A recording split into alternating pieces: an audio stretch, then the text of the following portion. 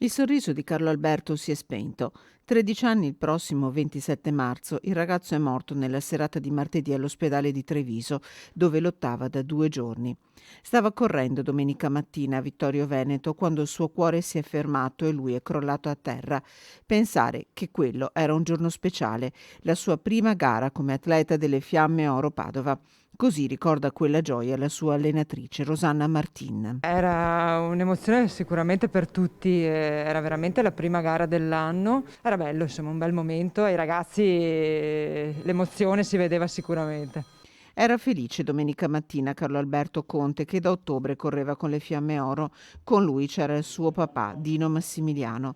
Tutto è crollato in un attimo. Ricordo quando ci hanno chiamato dal microfono, dallo speaker della manifestazione, di correre all'ambulanza, poi avevano detto anche il nome perché avevano visto dal pettorale, perché era scritto il nome anche nel pettorale, quindi hanno chiamato di andare all'ambulanza, che Carlo Alberto Conte stava male. Un dolore immenso per il papà, la mamma Valentina Ometto, una donna forte che da 5 anni, dopo la morte del fratello Luca per un tumore al cervello, raccoglie fondi per i ricercatori e per lo IOV, la sorellina che Carlo Alberto adorava.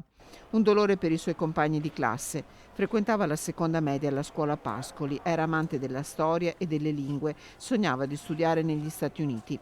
Gli amici hanno parlato di lui con gli insegnanti, aiutati dallo psicologo. Sul suo banco stamattina sono state portate dalla vicepreside 3 rose bianche.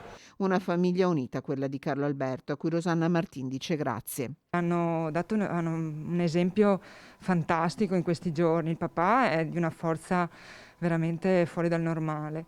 E la mamma ha sorriso con la speranza fino all'ultimo secondo. Per noi sono stati veramente una forza, gli siamo stati vicini tutte queste ore, questi 2 giorni, ma abbiamo imparato veramente molto da loro, anche persone veramente di grande fede, questo li ha aiutati molto. Alla famiglia arriva anche il cordoglio del presidente del Veneto Luca Zaia, una tragedia che ha colpito tutti, anche chi Carlo Alberto non lo conosceva in modo diretto. Tutti noi qua, anche chi non lo conosceva, siamo rimasti colpiti profondamente. Io non vi nascondo che in questi giorni abbiamo lavorato tutti con il petto pesante. Carlo Alberto era buono, aveva tanti sogni. In tanti lo pensano mano nella mano con lo zio Luca, una morte che lascia solo una domanda: perché?